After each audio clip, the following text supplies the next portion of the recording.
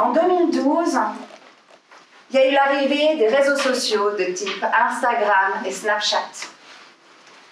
Alors, je ne vais pas vous parler de la vie merveilleuse de notre voisin qu'on voit à travers les réseaux sociaux et qui nous confronte à la médiocrité de la nôtre.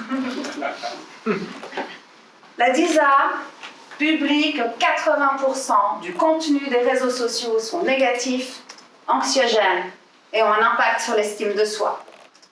Propos misogynes, homophobes, racistes, pornographie, démocratisation, voire banalisation des idées suicidaires, de la scarification, des troubles alimentaires. J'ai pas eu une adolescence hyper sereine, mais je ne pouvais pas imaginer que la scarification existe et je ne m'en portais pas plus mal.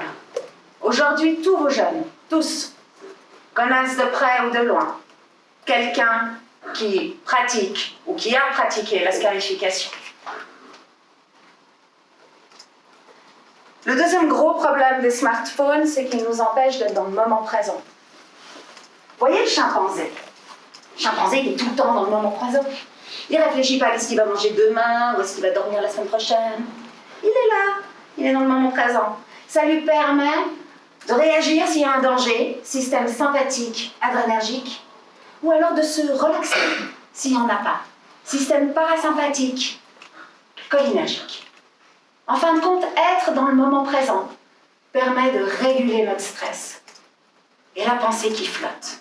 La pensée qui flotte, elle est hyper importante. Elle est hyper importante pour un cerveau en formation et pour la régénération d'un cerveau adulte.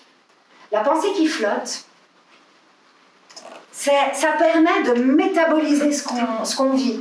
Ça permet de l'analyser, de faire des liens, de le modifier, de le rectifier, de l'optimiser, de créer, d'imaginer, d'inventer, mais à l'insu de notre plein gré.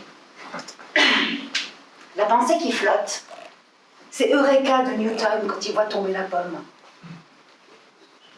C'est la pièce qui tombe. Mais pour avoir du temps, pour avoir des moments de présence et la pensée qui flotte, il faut avoir du temps de cerveau disponible. Un grand politicien du canton de Vaud, renommé, disait avec beaucoup d'honnêteté que l'État a laissé le temps de cerveau disponible de ses concitoyens aux plus offrants. D'abord à travers les émissions télévisuelles à haute audience, qui étaient largement financées par la publicité, et aujourd'hui à travers les réseaux sociaux.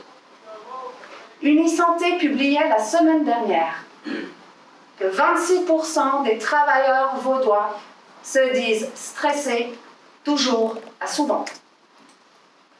Ça fait quand même plus d'un quart des travailleurs vaudois qui sont en pré-burnout potentiellement.